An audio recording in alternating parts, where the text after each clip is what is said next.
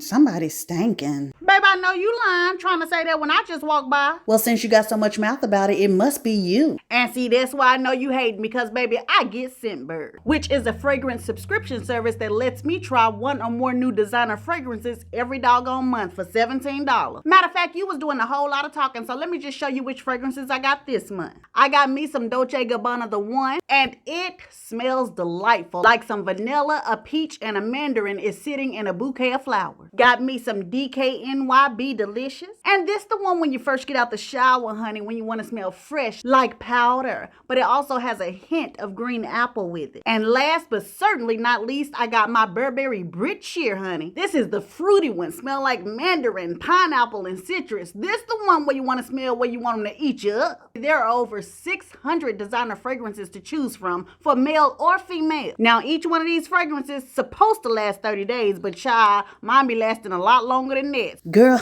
you know I was just kidding. You got any discounts or anything that I can use to get me some SCENTBIRD?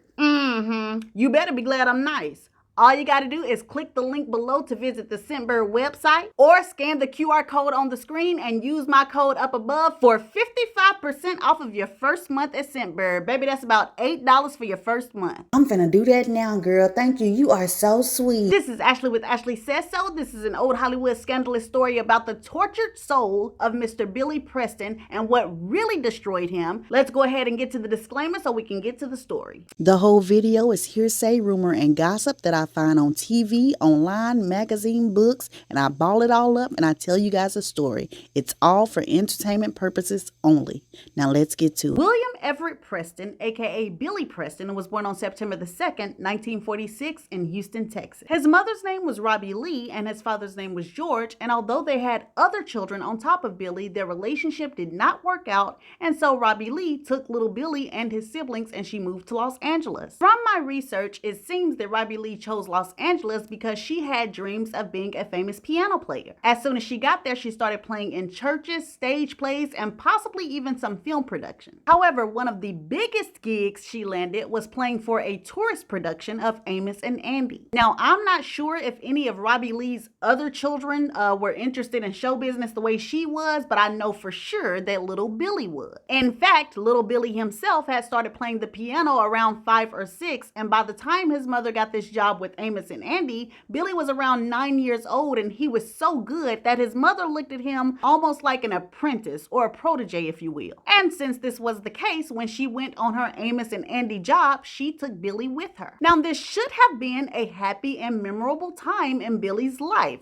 He's with Amos and Andy, he's got his mother by his side, he's meeting new people, learning new things. Should have definitely been a dream, but this tour right here was no dream at all. In fact, it was a nightmare, because while Billy was traveling and touring with his mom, a man that we'll just call Bob, we'll name him Bob, a man named Bob was the actual tourist company's pianist. And so, being the tourist company's pianist, this meant that he spent a lot of time with Robbie Lee and also a lot of time with Billy. And Bob took a liking to young Billy, and not in a good way. So suddenly, Bob would find all of these excuses of why he needed to work with Billy alone. Miss Robbie Lee, you got so much stuff to do. You ain't got to be in here while I coach little Billy. Go on, handle your business. Oh, Robbie Lee, I tell you, I think your boy Billy would learn the piano better, if you was away. You know how children are when their parents are around. Maybe you should leave. Excuse after excuse, reason after reason, and to everybody's horror,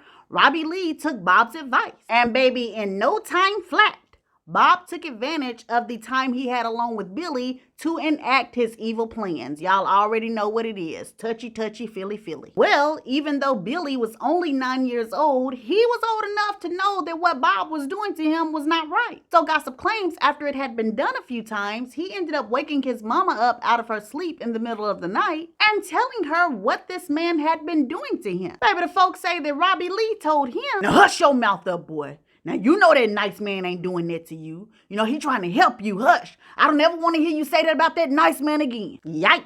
Said not only did Billy's mama not believe him, she failed to protect him from further abuse from Bob. Basically kept on letting Bob spend alone quality time with her doggone son. Now, the abuse was already enough to wreck young Billy's mind, But his mother's dismissal and the fact that she further let him go on with this man totally wrecked his mind. And this episode right here would get the ball rolling for trauma to happen to him for the rest of his life. And I'm gonna tell you something else. I really think that Robbie Lee's failure to listen to her son and protect him probably made Billy feel like maybe he deserved some sort of abuse. And I say this because after this episode, rumor has it that almost several men lined up to basically abuse this child, and it was almost like Billy accepted it, almost like he was defeated. As a matter of fact, when Billy and his mother got done with the Amos and Andy tour, because Billy had done so well, he started to play piano behind some huge names in the gospel community.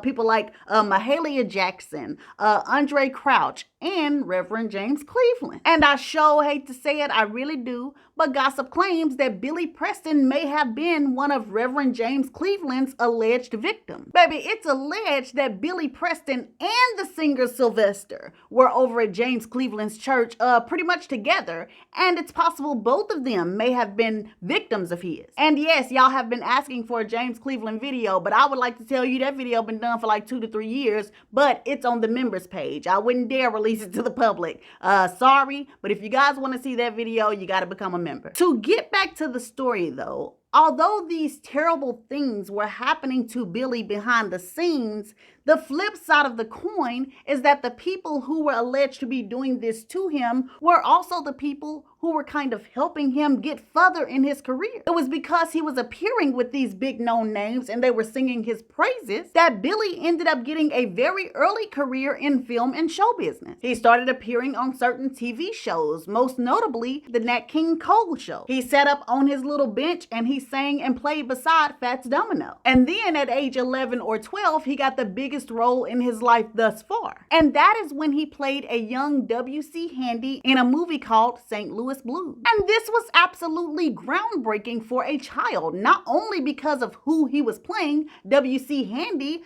because of the dynamite cast that was beside him. You had Pearl Bailey, you had Nat King Cole, Eartha Kitt, Ella Fitzgerald, Ruby Dee, and many more. So Billy Preston certainly was the new kid in town and everybody had eyes on him. He continued to play music behind big gospel legends, but at the age of 15, he started to play music behind Little Richard. And I don't know if it's true or not, but gossip claims that Little Richard was basically using Billy Preston as a boy toy. In fact, in 1965, a German bodyguard who basically said that he had been one of the security bodyguards on the tour, he came out with a book and basically told the world that Little Richard was using Billy Preston for this. Now, Billy Preston absolutely denied this. He said it was a nasty rumor and there was no truth to this, but it was out there. And even though I don't know if that is true or false, I do know that his time spent with Little Richard basically rocketed his name with the stars. You know, he started playing with everybody. He was playing with Jackie Wilson at the age of 16. Also at the age of 16, he started playing behind Sam Cooke. And this is when he really started getting his bearings, because he also recorded his first album on Sam Cooke's label. The album, which was called 16-Year-Old Soul, didn't really go anywhere,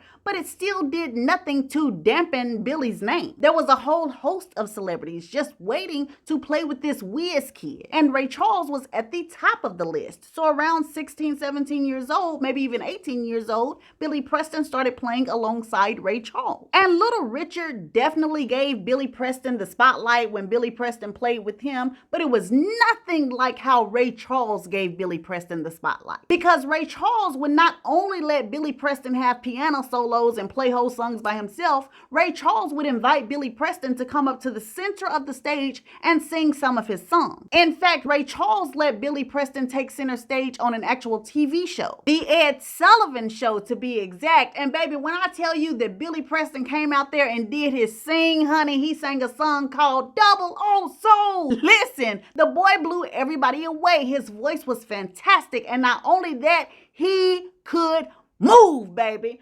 Billy was out there thinking he was James Brown the way his feet was kicking. It's in the pinned comment under the SCENTBIRD link. Please go watch that doggone performance and let me know when is the last time that you have seen a performance so amped up and so electrifying. Ray Charles did a lot for Billy Preston, and it was time for Billy Preston to do a lot for somebody else. And that's because it was while he was still touring and singing with Ray Charles that Billy Preston ended up meeting 4 young white guys who had their own band. And this band was the Beatles. And allegedly the Beatles were rehearsing one night and the mood was bad. You know what I'm saying? They were all mad at each other. And allegedly George Harrison was getting ready to bust John Lennon upside the head. And then George Harrison was just like, you know what?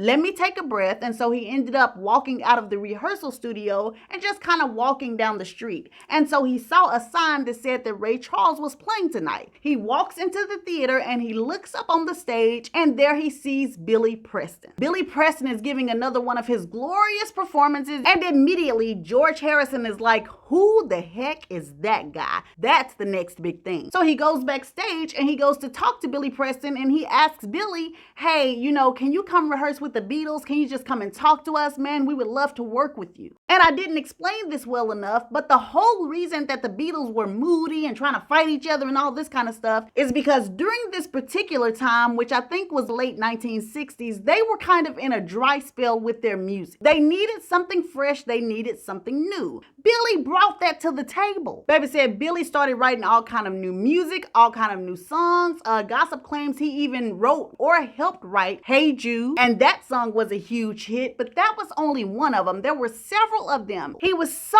instrumental in the continuation of success of the Beatles on up until the 1970s that some of the Beatles wanted him to become a Beatle. Rumor has it that John Lennon and George Harrison were like the first two to be like, hey, we need to make Billy Preston the 5th Beatle. I don't see anything wrong with that. But the folks say that Paul McCartney was sitting up there frowned up and hating in the corner, talking about some, y'all ain't got my vote. It's only 4 Beatles. And so Billy did not become the 5th Beatle, but even today you can hear people acknowledge him and say, shoo, he really is the 5th Beatle. Either way it goes, Billy Preston helped the Beatles with their success, and he also started working on his own success. Now, I haven't delved into all of the music that Billy Preston recorded, but by 1974, I think the boy already had at least 3 or 4 hits. But it was in 1974 that his major hit would hit radio airwaves. Nothing from nothing leaves nothing. Yes, Billy, but you gotta have something if you wanna be with me. Nothing from nothing leaves nothing. Y'all didn't know I was gonna hit it, did you? Doggone it. Yes, nothing from nothing leaves nothing. That doggone intro blasted out on radio stations and baby, blew everybody's hair back. The song was a mega hit. It stayed on the top of the Billboard charts for at least a week, sold a boatload of copies, and it really just cemented Billy Preston's legacy as a musical genius. And y'all are waiting for me to say that's when he blasted into the stratosphere and what we know him as today, but I'm not gonna say that. Because that's absolutely what did not happen. Because while everybody was happy and cheering and, yeah, Billy, you go get him, Billy Preston on the inside was massively depressed. And he was fighting hard in a battle that he was destined to lose. Let's get to the scandal of it all, baby. So I've already told you guys that Billy Preston was molested at a young age. Well, gossip claims him being molested turned him into a gay man. I know folks say that you can't turn nobody gay and all this kind of stuff. I get it. You know what I'm saying? I'm just telling y'all what the rumors say. Well, anyways, this is what gossip claims. And because Billy was a gay man, he was absolutely tormented because you have these grown men that did this to him, particularly pastors, church leaders, choir directors, all these kind of men that did this to him, had him where he started feeling a certain way or started realizing some things about him and his sexuality. And then these same pastors, church directors, church leaders would get up in the pulpit or the choir stand and tell Billy that the way he felt was wrong. They would stand there and they would preach against homosexuality, preach against men and men, women and women. And so this is a 9, 10, 11-year-old child that's sitting in the audience that is absolutely confused. Not only is he confused, but the men that opened this up inside of you that possibly even made you feel this way are pointing down on you, telling you that if you feel this way, if anybody feels this way, it's wrong. And guess what? God hates it and you're going to hell. And so Billy, first of all, gets confused. Then he starts to get scared because you're telling him he's going to go to hell. And then he starts to feel guilty because even though you're telling him this and he's supposed to be scared of hell and God and everybody else, he still cannot shake these feelings. And so this is the seed that was planted in him as a young child. And by the time that he became an adult, it had grown into a big tree. You know what I'm saying? He had stressed and had been anxious with anxiety and all these thoughts and everything over the years. Like it just basically shredded his mind to pieces. And things would only get worse from here. Because Billy was a guilty gay, and I'm not even trying to be funny saying that, that's really literally what it was. He was a guilty gay man. He spent most of his young adulthood trying to be a macho man. You know what I'm saying? A lover boy who just loved women. I gotta have them all. And he really didn't have to have them all. In fact, he didn't even want them all. Didn't want them at all. You know, but he felt he had to portray this. So this led to him trying to make relationships work with women, and they usually didn't work out. However, in the late 1960s, early 1970s, he did find a woman that he finally connected with. Her name was Kathy Silva. Gossip claims Kathy Silva is the only woman that Billy ever loved. But he confided in some of his close friends that he would have to get higher than a giraffe's TT just to get it on with Kathy. And if he could not find a drug, or if he wasn't high, then he just couldn't get it on with her. And so I'm pretty sure most signs would point to the fact that this probably meant that their lovemaking was sporadic. But even through this, they still ended up being together,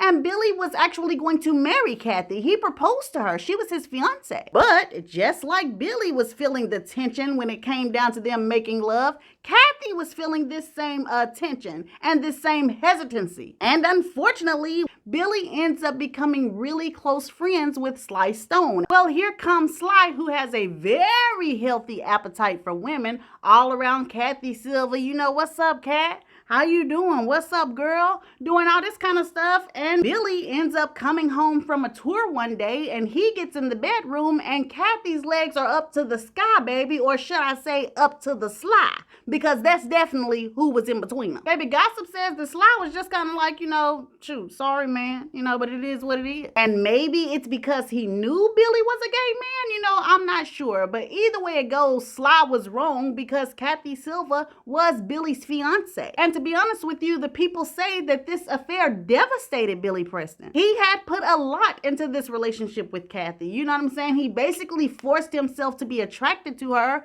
and also like they did have a connection. So it devastated him, and it also made him even more hard on himself because he started to feel like, here I am trying to be a straight guy and I failed. Then he had to start all over again. You know what I'm saying? Now he got to put the mask back on and start from square one, hoping that he would get another woman because he was dead set on keeping up this disguise. And it's alleged that the very small circle of people who knew that Billy was gay would kind of just tell him, you know, why don't you just live your life as a gay man? You know what I'm saying? Quit trying to be something that you're not. And Billy would basically go off. Man, don't you know that that's a sin? I can't live like that. You know, my family gonna look at me wrong. You know, I can't displease God. What, you want me to go to hell? And so he kept his mask on. And of course, this kept that ongoing battle inside of him. But trying to keep his true identity unknown led Billy down an even darker road. He started to do almost anything to fulfill his sexual desire. Rumor has it he started cruising close to the Soul Train lot, looking for dancers who may have been gay, trying to pick these guys up. There was also a claim that he ended up hiring a young musician to work for him, and when the young musician showed up for work the first day, Billy straight up asked him directly, hey man, what you gonna do? You gonna give me some throaty bodie? Hey, please give me some throaty bodie. You gonna give me some? And it's quite obvious that this young musician was a homosexual because Billy wouldn't just be comfortable just straight out asking that, but it was the way he asked. You ain't tried to get to know this man. You ain't tried to do nothing. You just coming straight out, you know, asking for him to do a sexual favor for you. Almost like Billy was just like, you know, like, I need to get my rocks off, you know. And allegedly, he did this to several men. Like I said, some soul-trained dancers, some young musicians, heck, probably even some strangers. Sometimes these men would take Billy up on his offer, and then other times these men would be like, hey, you too aggressive, and they would reject the offer. When Billy would get rejected, he would go through even more stress and turmoil because he would be terrified that these people who rejected him might tell his secret. And then on the flip side, if these men agreed to do this with Billy, he would go through a whole emotional breakdown after it was over, feeling like, golly, I sinned again. Man, I can't get rid of this feeling. What's wrong with me? And so this paralyzing fear, scared that somebody's going to tell on him, and also this other guilt after he would do what he did, all of this became a lot, and so Billy started to get away from his own mind. Basically, he started to do drugs. And over time, this just got worse and worse. So his drug habit went from like marijuana all the way to cocaine, and very soon it turned into crack. And so now at rehearsals, Billy is acting weird, if he shows up at rehearsal at all. Sometimes he's very hyped up and very amped up, and then sometimes he's falling asleep during the session. So his career started to suffer a lot, and at the end of the 1970s and into the 1980s, it really started to hit the skids. It was going to the slums. Well, let me say this. The official story is that because of the drugs, his career started going to the slums. There is a rumor out here that says something totally different. Allegedly, the reason Billy Preston's career suddenly kind of disappeared in the 1980s is because people found out that he had molested Michael Jackson. Listen, I put my hand up because I don't know, but that's definitely the word on the streets. Allegedly, Billy had worked with a very young Michael Jackson sometime in the mid-60s, and allegedly this is when he did touchy-feely. Gossip claims that when Michael was a teenager or a very young adult, he ended up confiding in a friend or family member that this is what Billy did to him. Now, I don't believe that rumor, because to me, if that was the real reason that Billy's career stopped, like, that would have been everywhere. So I really don't believe that rumor. There is another rumor out here as well that I also caution you to take with a grain of salt. But rumor has it that in the 1980s, Billy Preston wasn't too down and out about his career because he had a boyfriend to keep him happy, child.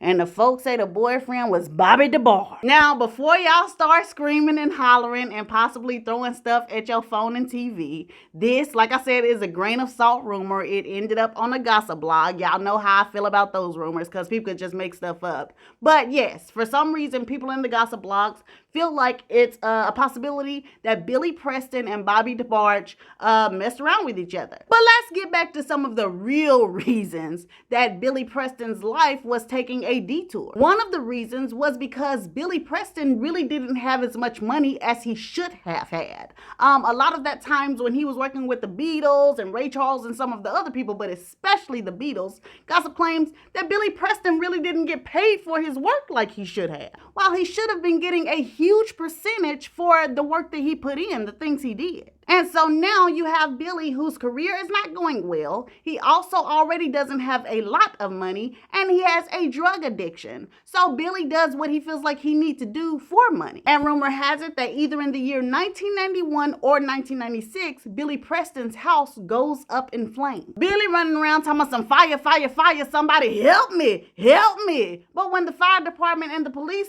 department get there, they done found out that he done set the house on fire, trying to do home insurance fraud. Baby, the folks helped him all right, helped him on into some handcuffs and charged his behind. I don't think he spent much time, if any time, in jail for that, but it didn't matter because Billy Preston was on a crash course. In fact, the thing that happened in 1991 is probably what started or what really propelled those Michael Jackson rumors, because in 1991, Billy Preston was cruising around all kind of California neighborhoods looking for aliens, and not the gray body black eye aliens. I'm talking about the other aliens, the illegal aliens. Child said Billy was cruising one night and found a 16-year-old Mexican boy and told the boy, hey, I need you to come back at my house. I got some work for you. I got a hole I need for you to plug. I need you to stuff a hole at my house. So the Mexican boy, who was looking for a job as a laborer, jumped in the truck with Billy, and they go back to Billy's house. When they get there, Billy tells the boy, hey, before you start working, let's just chill. Let's just relax. You smoke? You smoke? Mexican boy starts smoking. He's sitting on the couch chilling. on. Billy keep checking over, looking at him, trying to see if the boy is relaxed. And gossip actually says that on top of marijuana, Billy possibly also offered this young boy some crack. I'm not sure if the child indulged or not, but I do know that while the child is just sitting there chilling, Billy ends up turning on a Prano. And the boy is kind of looking around, you know what I'm saying? He's kind of stunned, but he's sitting there watching. And soon Billy starts to rub up on the doggone boy. So the boy is like, I'm sorry, I thought you had some work for me to do. Where's the hole you want me to plug? Baby, that's when he found out that the only hole that Billy wanted him to plug was the one between his floppy cheeks, whether it was the upper cheeks or the lower cheeks. And Ashley, you ought to be shamed. But whether I'm shamed or not, baby, the Mexican boy didn't know what was going on, so he took off running straight to the cops. Police came and arrested Billy, and they charged him with sexual battery. They charged him with showing pranos to a child. Well, most of the serious charges were dropped, and Billy ended up posting a $10,000 bail, and I actually don't even know if he spent any jail time for that. But he probably should have, because in 1992, a 30-ish-year-old illegal immigrant went to Billy's house for labor. And baby, when he got into Billy's house, Billy tried to manhandle this man to make him give him some pee-pee. And when he wasn't strong enough to manhandle the guy, baby, Billy pulled out a knife on that dude, talking about, you better give up that wood right now, sucker. I mean, give me some of that good wood right now. Child, that man probably ran by Billy, slapped him in the back of the head, and ran on out the house. I really don't know how he got out the house, but he did end up getting out of the house, and he also ran straight to the police. This time, Billy was charged again with sexual battery. He was charged again with possession of cocaine, and I think he had one more big charge. In the end, though, out of all of these charges, the only thing to stick this time was the possession of cocaine, and Billy spent some time in a rehab center. All of these evil acts surprised the heck out of a lot of people who knew Billy Preston, but the ones who really, really knew him, who were close to him, kind of knew that he was acting out because of the way he felt about being a gay man. This is not to excuse Billy from his predation, you know what I'm saying, excuse the fact that he was a predator, but it's really sad that he allowed himself to become one, to be that tortured and that shamed to admit that you are a homosexual, that you have to resort to trying to take it from somebody. After his stint in rehab, though, Billy Preston did clean up a little bit. And one of the first things he did was return to his music. In 2002, he even performed at a tribute concert for George Harrison. And he made the crowd very emotional when he played his song, My Sweet Lord. After he got this standing ovation and all of this love, he finally told friends that he was done with the bad life. You know what I'm saying? He definitely wasn't going to assault anybody anymore, but he said he was also done with drugs. He wanted to start over. And he probably did want to, but he did not. He continued to use drugs, and in that same year of 2002, he suffered kidney failure. He had to have a kidney transplant. And the doctors, the family, the friends, and anybody else he was associating with told him after he received this new kidney, Billy, you have to stop the drugs. You will die. You know what I'm saying? You got you a new kidney, but your body is clearly shutting down. You have to stop the drugs. I'm gonna stop. Y'all show right. You're right. I'm gonna stop. And it looked like to everybody that he had stopped, honestly. He started to look a little bit better. He got uber serious about his career. He even ended up getting a new manager, which was Sam Moore of Sam and Dave. And he grew very close to Sam Moore's wife, Joyce Moore. And rumor has it that Joyce was alleged to be a great influence on Billy. Gossip claims that she is even the one that finally got him to come to terms with the fact that he was a gay man. Not only come to terms with it, but admit it. Say it out of his mouth. The story says that she talked him into seeing a therapist. She set things up, she made his appointment, and Billy started to see this therapist. And then one day he ended up calling Joyce, and when she picked up the phone, Billy commenced to cursing her behind out. Baby said Billy was on the phone just, you stupid B. I hate you. Oh my God, you stupid B. I can't believe this. And so Joyce is like, Billy, what is wrong with you? What's going on? I did it. I told a therapist. I told him about my feelings. I admitted to somebody that I'm gay. I told somebody. And Joyce basically allegedly had to calm him down like, Billy, and that's good. Don't you feel better? Don't you feel better? You see, the sky didn't fall down. You know what I'm saying? It's okay. And after this episode, this is when things get funny style, because allegedly a couple of months after this phone call and him going back and forth to the therapist, Billy made up his mind to cut his family out of his will. Not only did he make up his mind to do it, he actually did it. In the year 2004, gossip claims Billy Preston signed papers to cut his entire family out of his will. And the reason I say that things got funny style is because this allegedly happened right after he was able to admit that he was a gay man. Some people seem to believe that it was possibly Billy's family that was making him feel so guilty about being gay. You know, they were said to be staunch Christians, you know, very religious. And so it's very possible that for him, in order to live his new free life, he felt like he didn't need to have anything else to do with them. And I want to make clear that's speculation. Nobody that I know knows for sure. That's just kind of what they speculated. They speculated it was his family that was making him feel guilty. But what they do know for sure, and that I know for sure, is that Billy definitely had sisters who were incredibly upset. And I don't even know if they were necessarily upset about being cut out of the will. Gossip claims they were more upset because they felt like it was Joyce Moore's doing. They felt like Joyce Moore had taken their brother kind of away from them, moved him to a whole different town, and kind of just talked him into cutting his family off. You know, they felt like he was goaded to do it. Regardless of what anybody felt like, though, Billy Preston allegedly finally felt like he was free, and he was preparing to make a comeback. He was just looking for somebody to give him a chance. And gossip claims that that chance came one day in November of 2005. It is alleged that a day in November 2005, Billy Preston has signed a new contract to record music. He was happy about it. He was ecstatic about it, and he wanted to celebrate.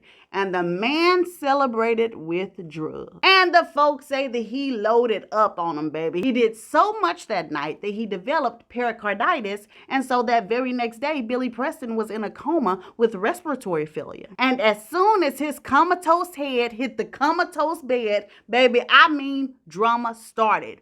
Real drama. Family drama. His sisters and Joyce Moore started to go at each other. The sisters were making claims that Joyce Moore was after their brother's money. You know, allegedly, they even possibly said that Joyce Moore could have done something to their brother to put him in a coma. They said that Joyce Moore had basically let their brother get sick and then abandoned him in the hospital. You know, she's not taking care of him. They went further to say that Joyce Moore was blocking them from coming to the hospital to visit their brother. Pretty much what it came down to was his manager Joyce Moore and his family, particularly his two sisters, fighting over his money, his estate, anything he had left. And people do this, you know what I'm saying? I hate to say it, but it's kind of common. But God dog it, y'all, people do this after the folks have died. You know what I'm saying? Y'all fighting over this man stuff like this man is dead. He is alive. He's just in a coma. Scandalous. In fact, Billy got into a coma in November 2005. He would not die until June 6th, 2006, when he was 59 years old. And after his death, I don't even think anybody grieved or really had time to grieve and mourn because they were too busy fighting. These two factions fought over Billy Preston's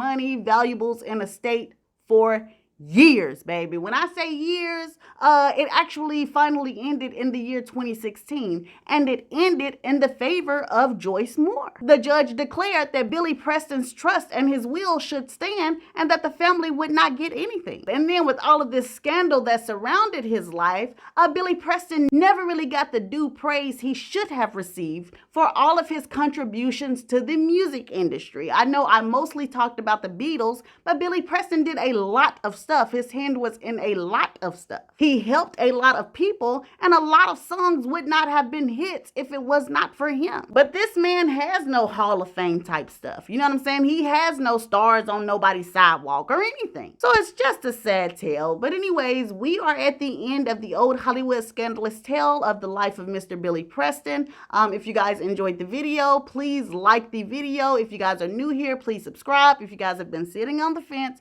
please go ahead and subscribe. I love you guys so much. I'll see you soon with another video. Bye.